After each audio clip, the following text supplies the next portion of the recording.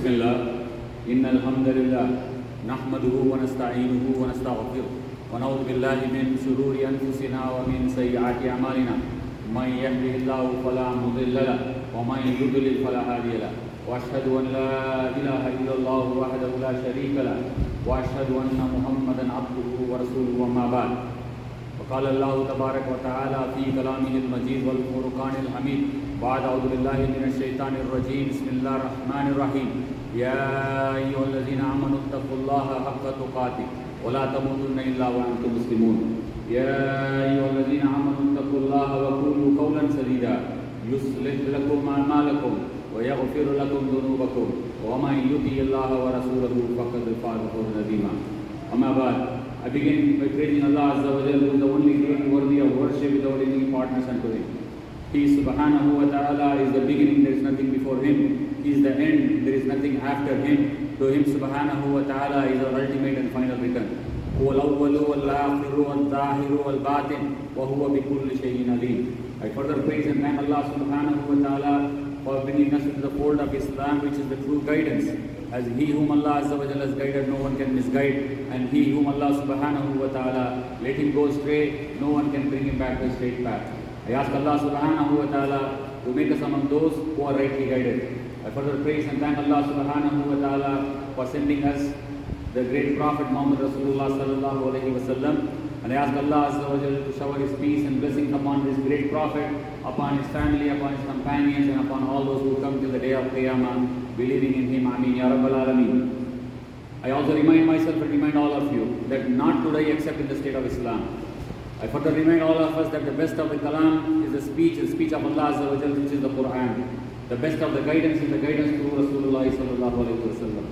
Any matters of bid'ah is an innovation in the deen, which is a misguidance, which is dalala, and inquiry. Dalala will lead to Jahannam, the hellfire. I ask Allah Azza wa Jalla to protect and prevent us from any kind of bid'ah in the matters of the deen. Ameen Ya Rabbal Alameen. That being said, my brothers and sisters in Islam, the great blessings of Allah Azza wa Jalla, we have just entered few days ago into the Hijri new calendar year, which is 1445th year of Islam. This signifies that 1445 years ago, our great predecessors, early generation believers, they migrated, they made a hijrah from Mecca to Medina. They were being subjected to tortures and difficulties and tests and trials by the disbelievers in Mecca. They had to sacrifice their wealth, like Sayyidah Khadija radiallahu ta'ala anhu sacrificed her entire wealth for Islam. We owe a big time favor to her. And Sahabas like Sayyidah Sumayya radiallahu ta'ala anha and her husband Sayyidina Yasir radiallahu ta'ala anhu, they sacrificed their life. They were tortured and killed mercilessly. Sayyidina Bilal radiallahu ta'ala anhu, Sayyidina Khuthba ibn al-Arab radiallahu ta'ala anhu, they were tortured by their masters as they were slaves. They were subject to a lot of persecution. They were waiting for a command from Allah Azza wa Jalla. The command was not to fight the disbelievers.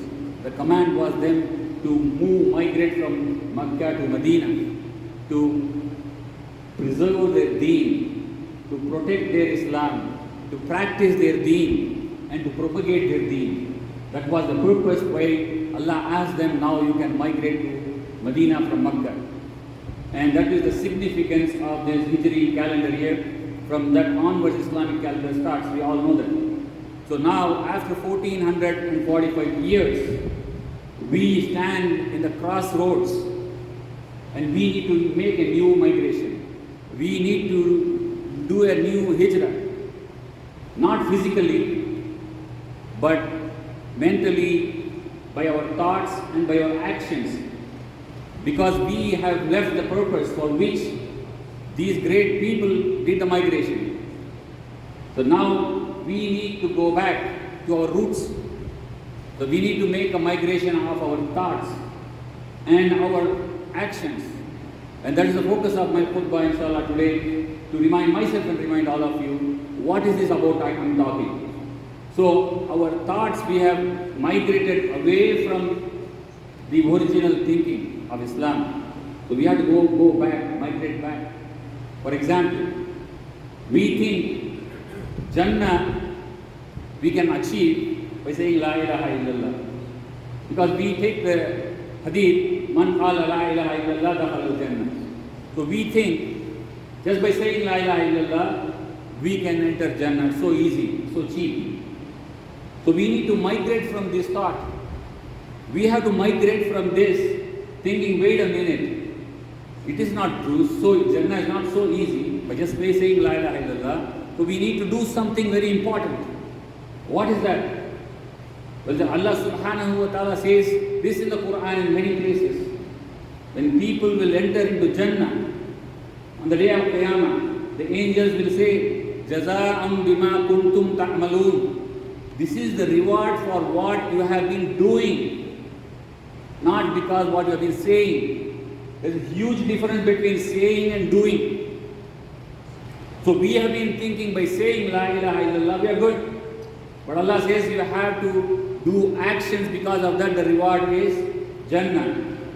In another place Allah Azza wa Jal says, as the angels will say, Salamun alaykum bima sabartum. Panyama ajrul amilin.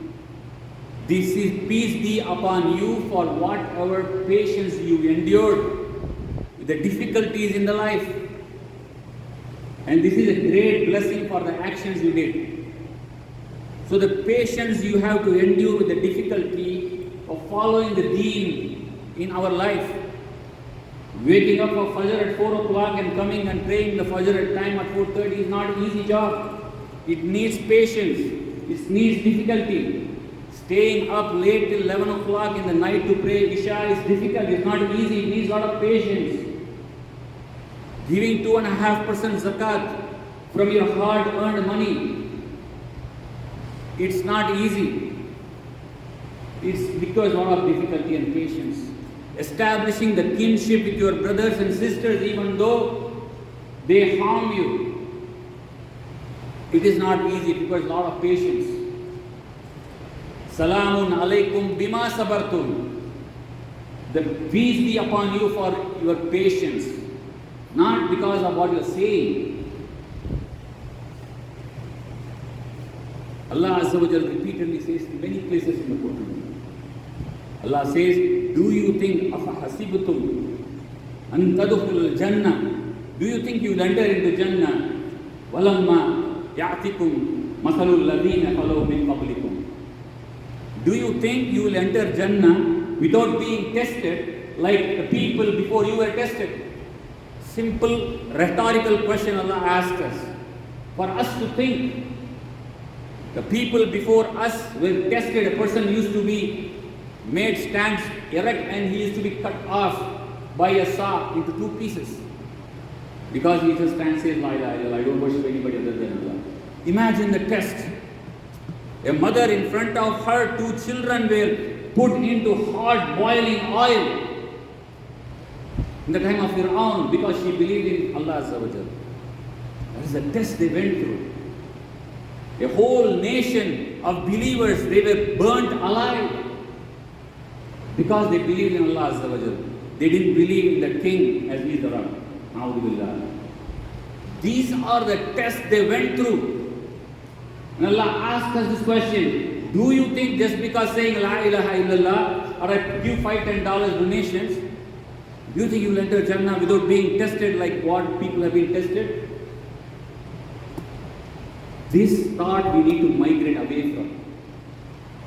This thought we have to, brother, take it easy, Allah is Ghafurur Rahim, whoever said La ilaha illallah at the time of death, I can live my life as I please, play Xbox, play Call of Duty, watch dramas and watch entertainment, listen to music and everything. I will perform one Hajj after 60 years, then I will die lifting my finger, Ashhadu La ilaha illallah. Take it easy, brother.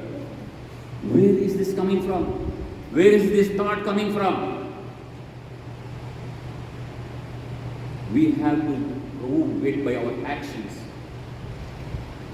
If it was only by our call, only by saying La ilaha illallah we will enter Jannah, then Allah would not have condemned the hypocrites, the munafiqeen.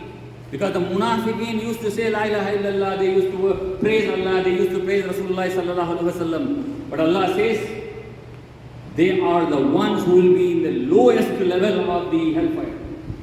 The hypocrites. They used to say La ilaha illallah. But if it was saying only La ilaha illallah is enough, Allah would not have condemned the hypocrites. But if you do only actions is enough, then the disbelievers also will enter Jannah. Because you see a lot of disbelievers do so many good things. They build hospitals, foundations, charities, orphanages, but they don't believe. So it is belief and action. The belief that you have in Allah Azza wa Jalla and your actions. But wait a minute, that is not only enough. Because Rasulullah sallallahu alayhi wa sallam says, no one will enter Jannah with their actions. When the Sahaba asked, O Prophet of Allah, even you, O Prophet of Allah? Prophet of Allah said, yes, even me. Everyone will enter Jannah with the mercy of Allah. But the prerequisite is the Iman and the action. Then we hope for Allah's mercy that He will accept our actions, accept our belief. We hope Allah Azza wa Jalla will make us enter Jannah.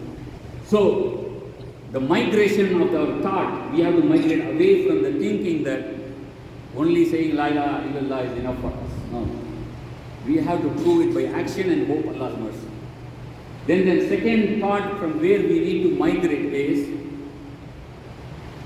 that we all have this concept in our mind.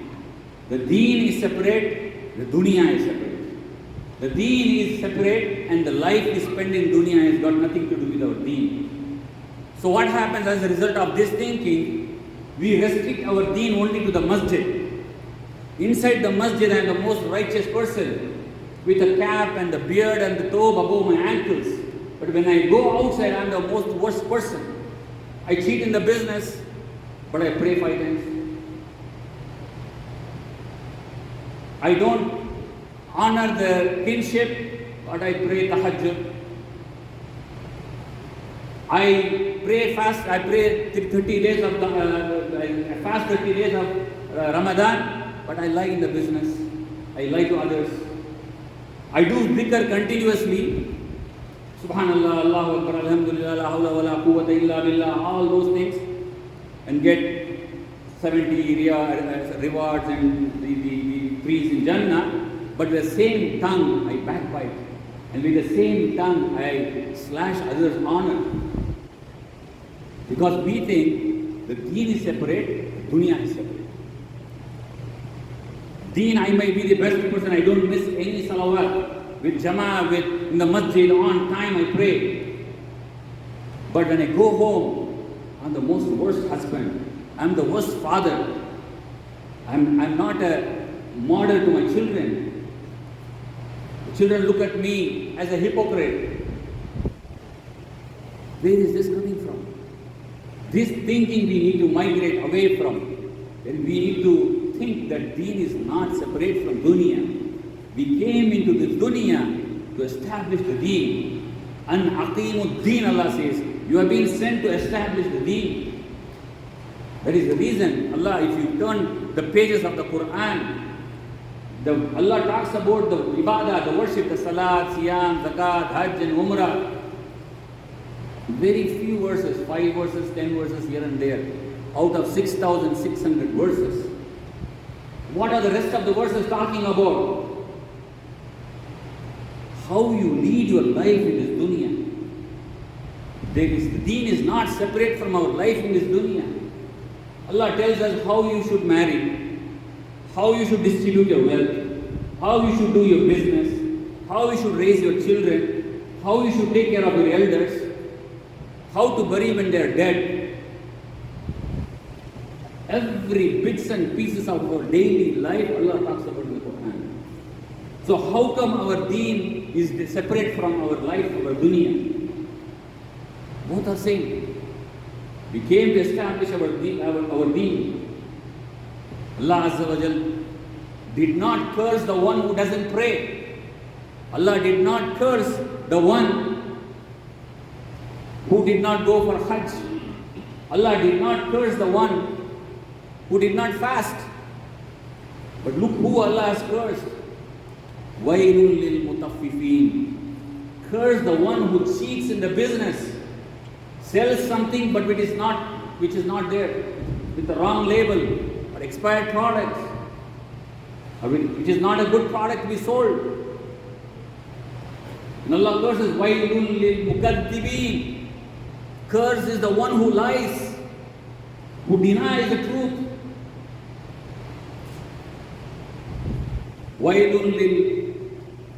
Allah curses the one who is backbiting and scorning others. Allah curses the one who backbites.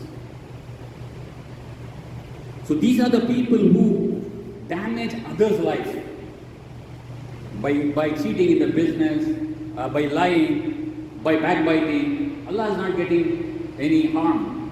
It is your fellow human being is harmed. So your dealings with others is more important. Not more important, it's also important after worshipping Allah Azza wa Jalla. So Allah focuses more on your dealings with the people. That's the reason Allah says, whoever says, قَالُوا رَبُّنَا اللَّهَ ثُمَّ اسْتَقَامُوا تَتَنَزَّلُ عَلَيْهِمُ الْمَلَائِكَةُ لَا تَخَافُوا وَلَا تَحْزَنُوا أَبْشِرُوا بِالْجَنَّةِ الَّتِي كُنْتُمْ تُوعَدُونَ. Allah says, whoever says, my Rabb is Allah, and stays firm on it, ثُمَّ اسْتَقَامُوا. He said, my Rabb is Allah Azza wa Jal, and I stay firm on it. Meaning your dealings. My Rabb is Allah, and I follow whatever commands He has given in the Quran, so I am staying firm on it. Not only praying or going for Hajj or Umrah or giving zakat, but how you deal with your next door neighbor, how you deal with your colleague, how do you deal with your parents, your siblings. It's very important. You stay firm no matter whatever difficulties you face, no matter how much patience you need to have.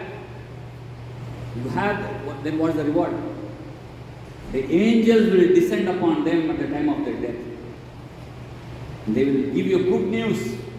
أَبْشِرُوا بِالْجَنَّةِ الَّتِي كُنْتُمْ تُوعَدُونَ. There is a garden for you as you have been promised. SubhanAllah. Condition is, you need to say, my Rabb is Allah, and I stay firm on it. So we need to move away from this thought that my deen is different, the way I live my life is different. My deen is restricted only to the masjid. I go 5 times to the masjid to pray, but outside, nobody cares what I am doing. No, Allah cares. Allah has given 2 angels for us to record every action and every word that comes out of our mouth. Why? Because you are going to be accounted for it. Kiraman Katibin Ya'lamuna ma taf'alun. Allah says there are 2 angels, Kiraman and Katibin, and they know exactly what you do. So we have to be careful that thinking that deen is separate and dunya is separate is the wrong thinking. We need to migrate away from that. We need to make a new hijrah. Then moving on, there are so many thoughts we need to migrate away from. The one more thing which we need to be moving away from the thinking is, my success is measured by my material possessions in this dunya, and my failure is measured by my material losses in this dunya. That's our thinking. As a result, what happens? We focus more into the dunya. We have taken people like Elon Musk and Bill Gates and Jeff Bezos as our role models. See how successful they are. They have earned billions and billions of dollars because of their hard work, their smartness, their dedication, their sincerity. I need to be like them. My children should be like them. My children, they are taking role models, Jay-Z and Kanye West and all these rappers, because they make more money and they are very cool. They have so many followers. Because we think that is success. And we tell our children that is success. And we focus our 24 hours a day, 365 days in a year into this. We bombard our children by showing, look, if you don't succeed, if you don't earn money, you're going to fail in your life. How are you going to buy a home? How are you going to get married? How are you going to raise your children? Focus. Forgetting the deen. You need to focus in the dunya, but the priority should be the akhirah. So what Allah Azza wa Jal says, who are the successful people? قَدْ أَفْلَحَ مَنْ تَزَكَّى وَقَدْ خَابَ مَنْ دَسَّى. Whoever purified his self, which is within us, he succeeded. Whoever polluted it, he has failed. Allah gives a clear definition. Allah didn't say whoever earned billions is successful, who is a homeless is a loser. Allah didn't say that.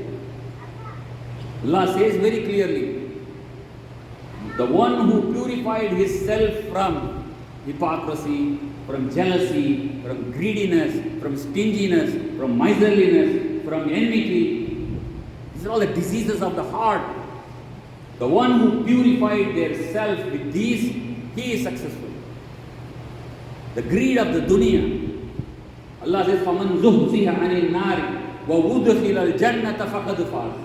Whoever has saved himself from hellfire and entered himself into the Jannah, he has succeeded. He has succeeded. Allah didn't say the one who bought a home in the Rosedale or Bridal Park or Mississauga Road, he is successful. No, that is not the measure of success.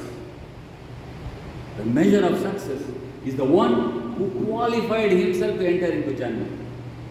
So spend your time and energy and efforts into that, which is going to lead to success.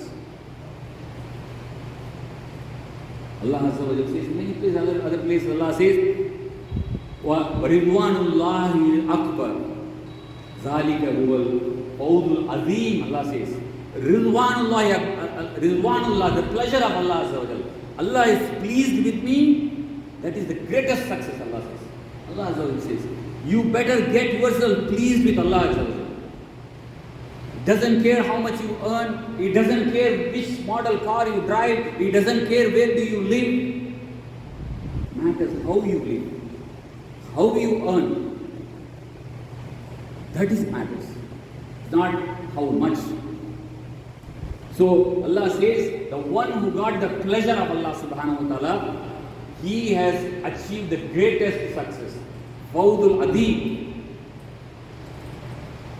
So my brothers and sisters, we need to focus on what we need to achieve. The pleasure of Allah subhanahu wa ta'ala. Tazkiyatul nafs. Purify yourself. And don't look at the disbelievers. And don't look at those people who are away from Allah's remembrance but have earned the dunya so much. And don't get distracted looking at them. That is not the priority. That is not our deen. So we need to migrate from this thinking that success in this dunya is earning the material possessions. And failure is becoming a loser. Living in a basement because you can't afford a home in a halal way, driving a 15-year-old car because you cannot afford to earn in a halal way to own a car, having a 15-year-old phone because you can't afford a brand new gadget with a halal income. That is not the failure. Allah says, who is failure also?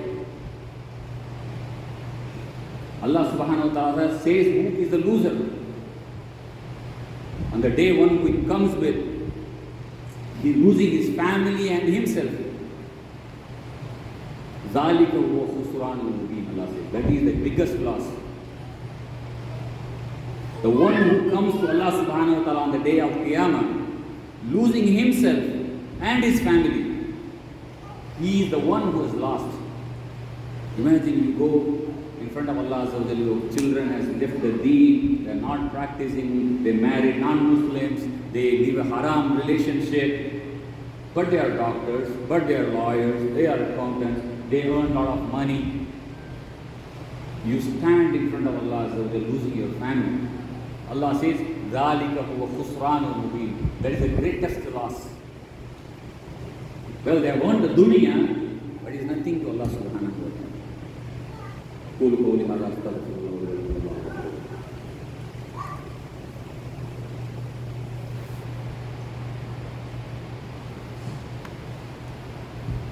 Bismillah, salatu, salam, ala rasulillah. So we discussed there are so many other thoughts we need to migrate from, because we got the wrong perception of the deen. So you need to do some effort to know what are those perceptions you have in your mind which is against the deen, and you need to migrate from that, taking the migration year which starts from now as your beginning.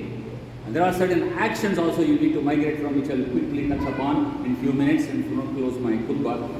So there are those who pray only once a week, Jummah to Jummah.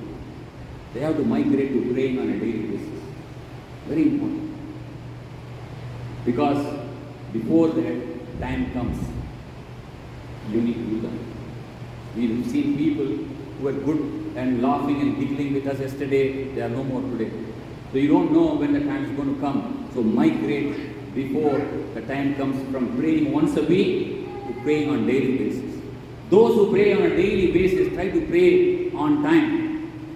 Don't accumulate all the salawat at the end of the day. I missed everything because I was too busy. I could not give time to Allah subhanahu wa ta'ala. Now I am free, so I can now focus to Allah.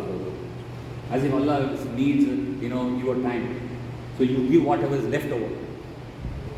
Allah says, Aqimis Salah, establish the Salah. Establish the Salah means praying on time, with Jama'ah, with its rules, ensuring you have the focus, khushu and khudu, ensuring your family also prays on time. Aqimis Salah. That is what is established the Salah. So those who pray on time, they have to pray, migrate to pray with Jama'ah. With Jama'ah. Try to make it. Those who pray with Jama'ah, subhanallah, then try to establish that on a regular basis. Not on the weekend warriors. You come to the Jama'ah only on the weekend because you are free. There's no work. There's got nothing to do. So you go to Masjid. Pray, establish the Salah on a daily basis throughout your life.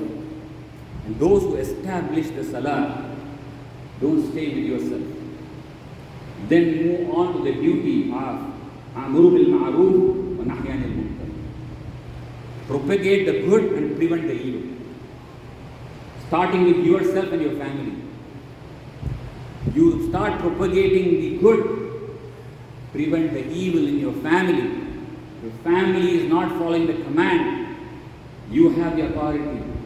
Establish the deen. Not wearing hijab, in haram relationship, doing haram job, wasting time on music and entertainment. Try to stop.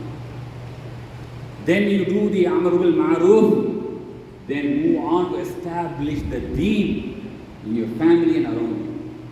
Establishing the deen is fulfilling all the commands of Allah and staying away from all the prohibitions of Allah.